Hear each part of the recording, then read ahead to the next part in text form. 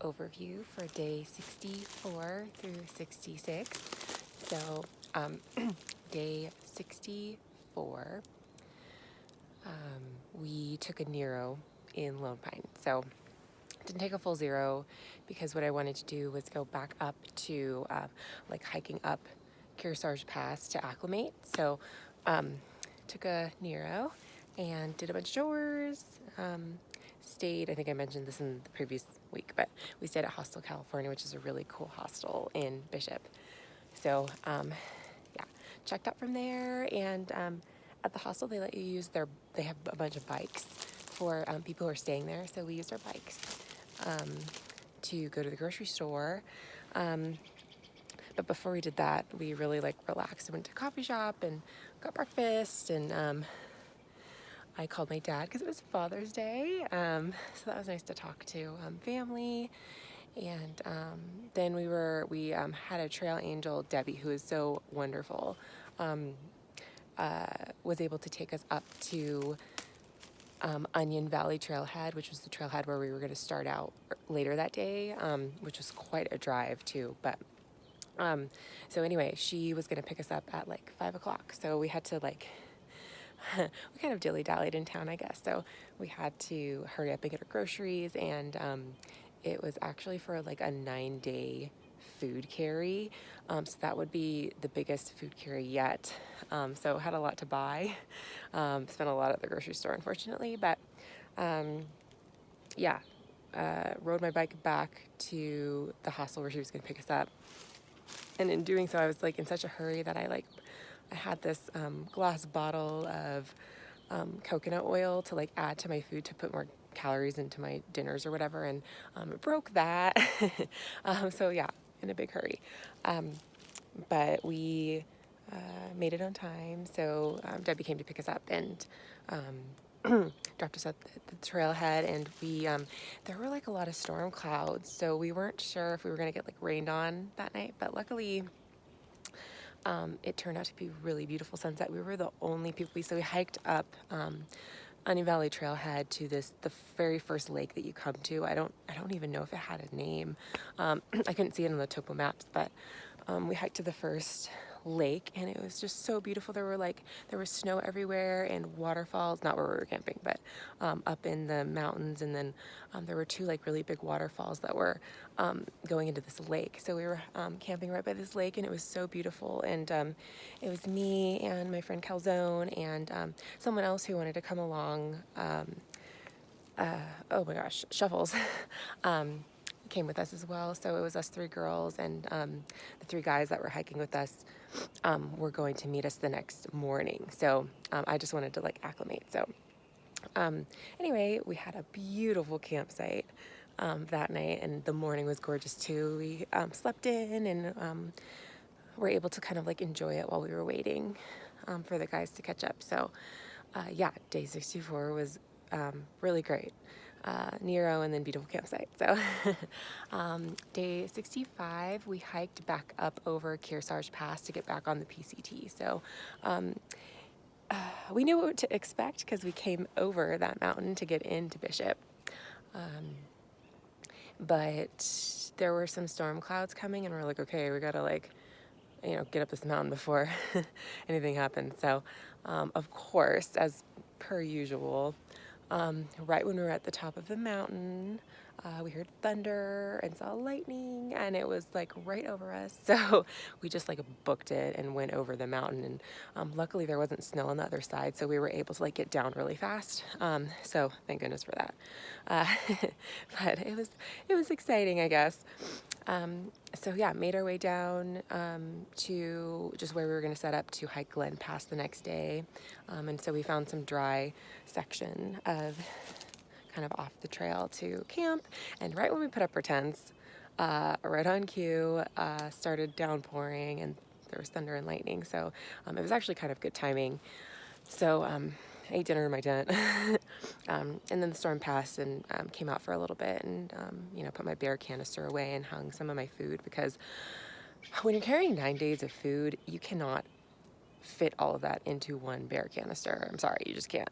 So everybody was having trouble with that. So I have a dry food bag that I can hang, and I have rope. So I hung the rest of my stuff with my toiletries. And that was that. So yeah, everybody in hiking had to do something else with their food besides put it in the canister because it's such a long carry. So that was day 65. Day 66, we hiked over Glen Pass, and we thought that was going to be a pretty easy pass to get over, but it ended up being really sketchy. So the ascent was okay. It was really steep or whatever, but the trail was fine, like the footpath in the snow. I guess I should mention this. So going through the Sierra has taken a lot of time because, I mean, the snow, and I mentioned that before, post-holing and all that, but just the trail itself is hidden, or you'll have like a dry patch where you see the trail and then it'll be snow again, dry snow. And so it's really hard to follow the trail. You're kind of at the mercy of the people who came before you, who made the tracks. And what we found out was most of the time the tracks are not on the trail in the snow. So anyway, we were kind of at the mercy of the tracks, and the tracks going up were fine, but the tracks going down, whoever cut that trail did not know what they were doing, unfortunately. So Kool-Aid, who's the guy in our group who's really experienced at navigating and snow travel and all that, ended up going. He didn't really see where the trail was on the descent, so he kind of made his own trail, which was a good idea, and we should have followed him, but we didn't. So we ended up following the footprints that everybody else, did before us or whatever. So ended up going down this really steep, like dirt and rock area, and like creating a little rock slide with big like boulders. Not a huge rock slide, but just like I was the first one going down, and some of my group mates, like, I was kind of creating a little mini rock slide below me, but luckily Stevie Wonder kind of passed before I came down, but my group mates were creating like little rock slides that were coming down like towards me. So luckily everybody was okay, but it was just like, who created this trail? So we finally got through that, and then it was like we had to go across snow, and very steep. And once we got down, which took forever, we looked back up, and it was like an avalanche prone area, the way that the trail cut across the mountain. So it was actually pretty dangerous.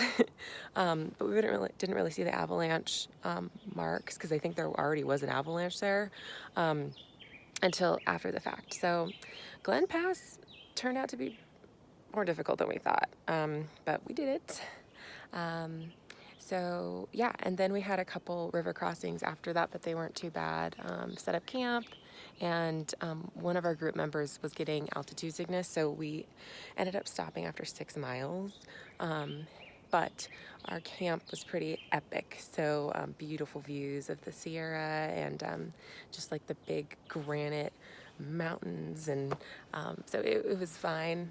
We had dinner together, and it was pretty cool way to spend an evening. So that is it for the overview for 64 through 66, and I will check in soon with the rest of the week.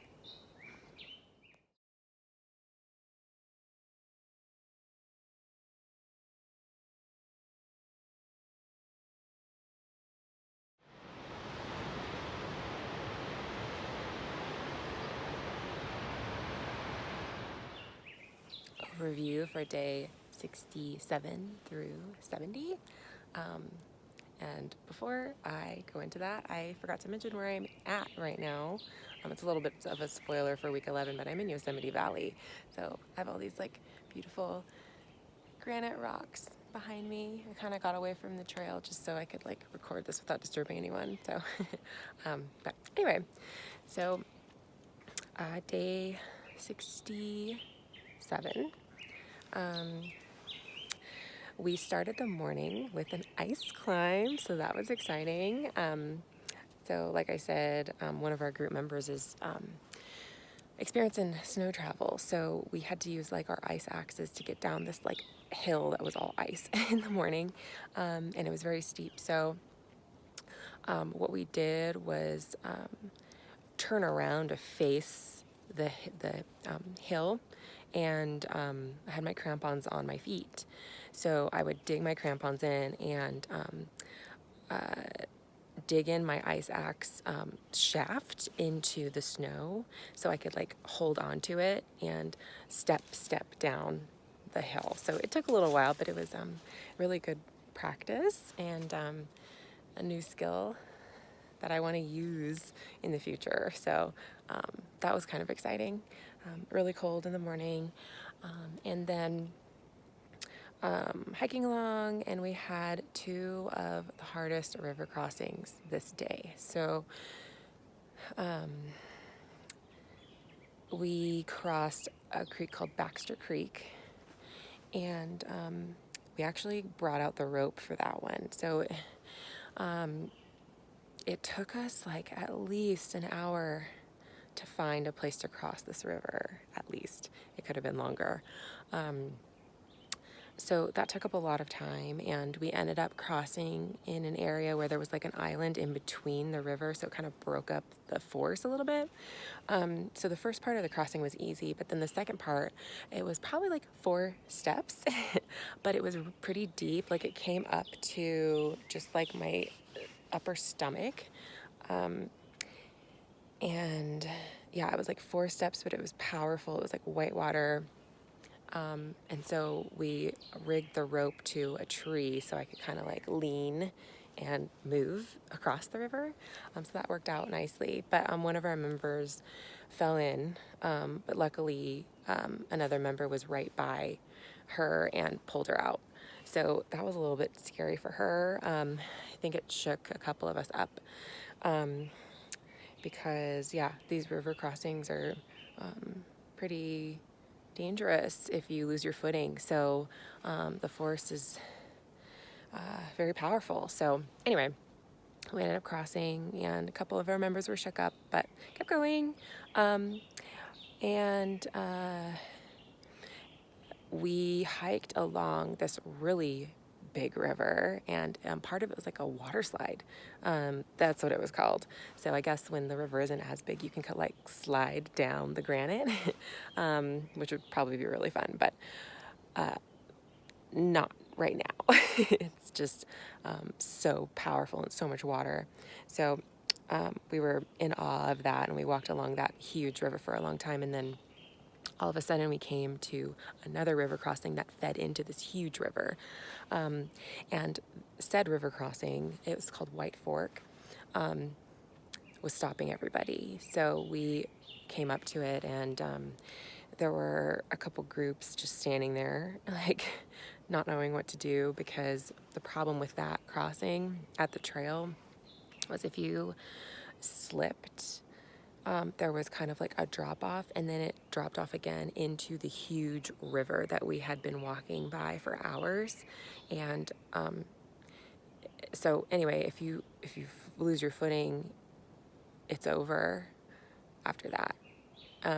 If you get swept into that big river, that's it. So a lot of people were being very careful around White Fork. So we didn't like the idea of crossing. It didn't look safe. So what we did was I camped by the river to see if the level would go down in the morning. So I cowboy camped. And a lot of other people were doing that too. And then there was word of a snow bridge up, like if you hiked up about like 1.5 miles or something. So I actually did that before I went back down to cowboy camp. So we all went up to look at the snow bridge, but only 2 of our members went that far. We just like waited to hear back. And so there was a snow bridge up there. And so we were kind of divided on, okay, what should we do? We're not sure yet. So I went back down to cowboy camp. And yeah, the rest of the group stayed kind of more near the snow bridge. So in the morning, I woke up and it was still dark. I heard a bunch of people walking, and I saw this group of people with headlamps on just like marching up to the crossing, and they didn't even stop.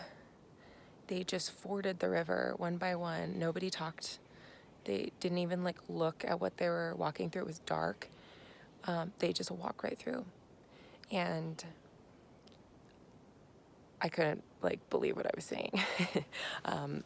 So I talked with, well, I guess after that, 2 other female hikers crossed, and then 3 men who actually were camping around me that night went after that. So I guess they got up their courage to go across because they saw everybody else going. But I went back and told my group about that, and you know, everybody's comfort level is different, and you know, everybody got across safely, but if somebody slipped, that could have been a bad situation. So yeah, river crossings really depend on comfort level, and I guess they were comfortable doing it, just like not even assessing the situation and going across.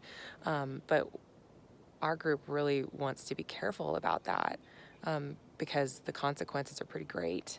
So we decided to go across the snow bridge, and there are risks to doing that as well, but we thought that was a lesser risk, I guess you could say. So we ended up crossing the snow bridge, and we only hiked, let me think about this, about 6 miles that day too, or the previous day. So I guess we're on day 67 or 68 now. So that's when we crossed the snow bridge. And then I kept hiking, wanted to get over Pincho Pass. And so we ended up booking it up to Pincho Pass and doing that pass. It was it was a long day, but a pretty easy hike, luckily. So just the last part, we had to use our ice axes to kind of stabilize us on the steep ascent, but it wasn't very long. And so anyway, yeah, went up Pincho Pass and descended, post-hold a lot. Like I post-hold a couple of times where I like did a face plant, like I sunk into the snow and like fell forward and I couldn't get up for a while because the hole was so deep. So I did that twice actually, but ended up finding like the one dry patch in miles. So we all like cowboy camped on this dry patch where there was no snow. And at that point, we were all kind of like divided on what we wanted to do because the river crossings kind of shook up a couple of our members. So 3 of us wanted to keep going and 2 did not. So we kind of talked about that and didn't really decide. We still wanted to like sleep on it, I guess. So yeah, we had an open discussion, a great discussion about that. And so the next day, day 69, we all decided that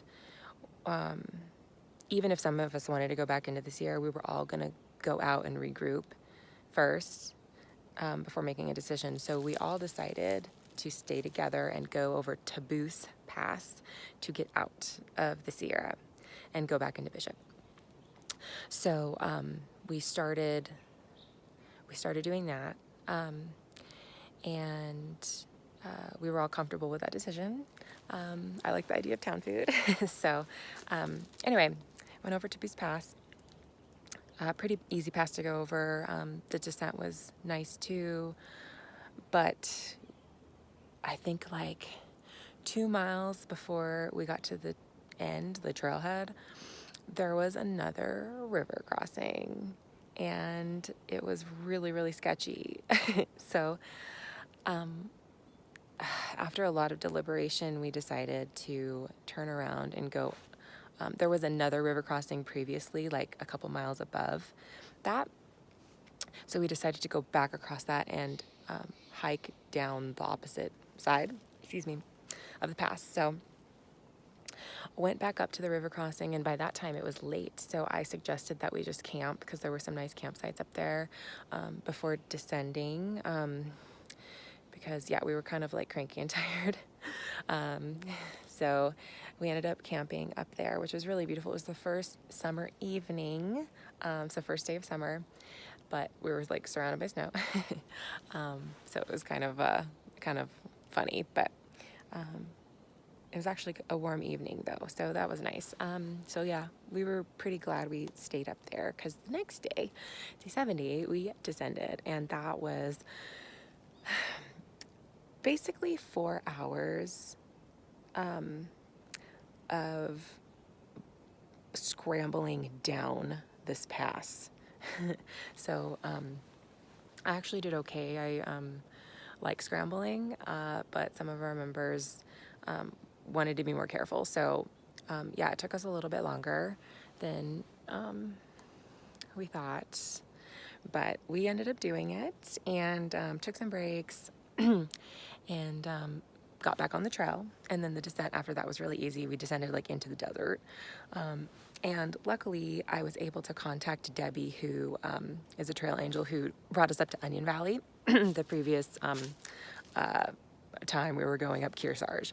So she has a Jeep, and luckily she was able to pick us up because the trailhead was like 5 miles off of the 395, so we would have had to walk if she didn't pick us up. So thank you so much, Debbie, for off-roading to pick us up. It's much appreciated. So yeah, Debbie came to pick us up, and we went back into Bishop to kind of regroup and decide what we were going to do. So that update is coming in week 11, and I will also be doing a gear update. I know I missed it last week, but I will be doing a gear update pretty soon, and then also like overviewing river crossings, so you guys can see what that is like.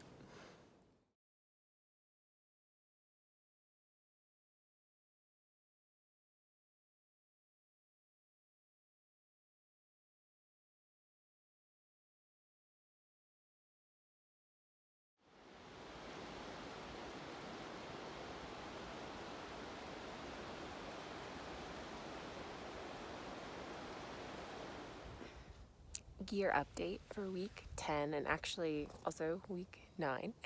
I didn't give an update last week because the video was getting kind of long due to my Forester Pass footage. So there wasn't really a lot to say anyway, but I'm going to sum both weeks up now. So I got a Gossamer Gear sleeping pad to put underneath my air pad. And the price was right on that one. It was about $18. But I strapped it on the top of my pack and I was hiking through snow, and so I was falling a bit. And just every time I went under a tree or something, it would rip. So it ended up ripping pretty badly, like within a week of me using it. So I ended up deciding I needed something more durable. So when I was at Hostel, California in Bishop, okay, for you hikers out there, we're going through Bishop, there's a legit like hiking box there. So if you're staying there, go through that because there's so many great things. A lot of people, I think, decide to skip the year at that point or just be done altogether. So they ditch a lot of their good gear at that point. So I ended up scoring a Thermarest sleeping pad, which is really durable. I'm actually sitting on it right now. I don't know if you can see it. Thus. So it's really great. I actually have a couple Thermarest, like I have the Sits pad, which I love. I sent it home because my Bear canister was so heavy and I needed to like ditch some weight. But I'm probably going to be reunited with that unless I keep using this. So yeah, anyway, I scored this. It's a torso length, so it's shorter. It doesn't expand to the full length of my AirPad, but that's okay. I just need a torso length anyway, and it's a little bit more lightweight. So scored that, and I'm loving it. I'm using it as a sits pad now as well. So multi-purpose. um, and so yeah, I would only recommend the Gossamer Gear pad if you can like put it in your pack to keep it protected, because otherwise, I mean, even if you go under like a tree or something, it might rip. So anyway, luckily I scored a thermarest and it's held up very well.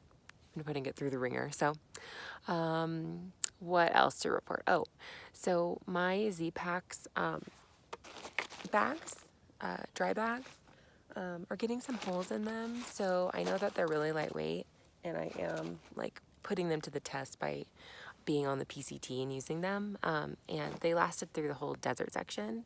I'd say they lasted like 750 miles, a lot of them. I think this one actually doesn't have any holes, but I think 2 of my other bags do, and also my Hyperlight bags, even my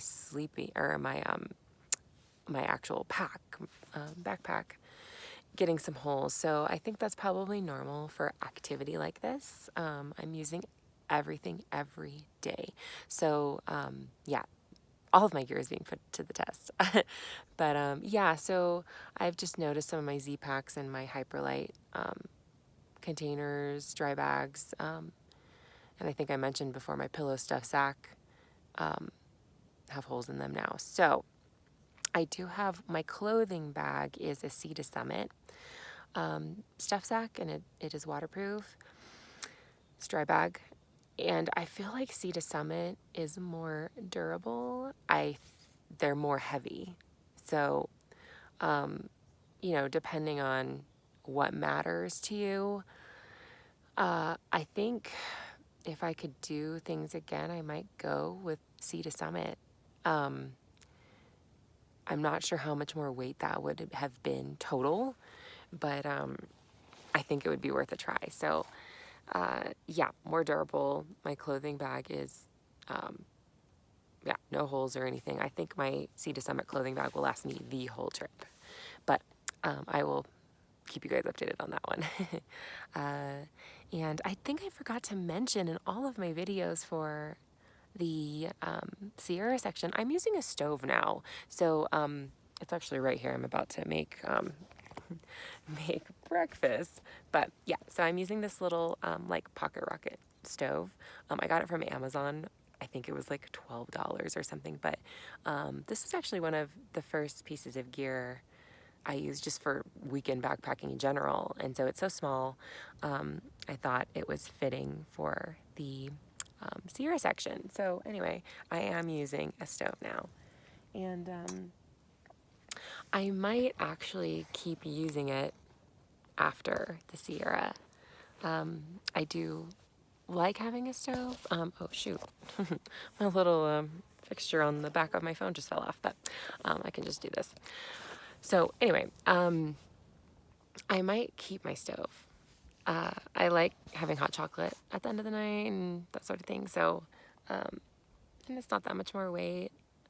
I was thinking at the beginning of the trip, like I cold soaked, obviously, which I still am fine with, but the stove is so small that it doesn't really make a dent. And after I get rid of this thing, my bear can, my pack's gonna feel really, really light. So I don't think the stove will add that much more weight. So I think it's probably worth it. But I do love my Jetboil too. I have a Jetboil, but that is heavy. So I am gonna reserve that for just weekend backpacking trips after I'm done with the PCT. So anyway, that is the gear update for week 9 and 10. And I will check in soon with for week 11.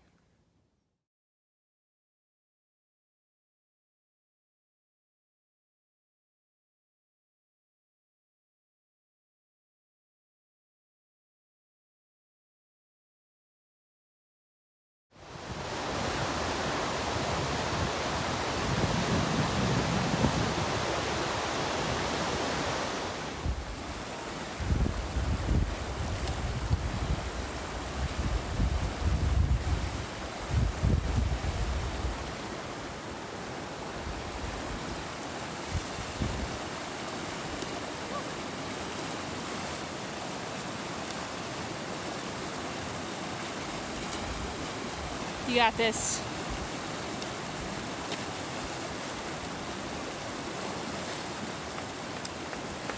Nice. Nice. Woo!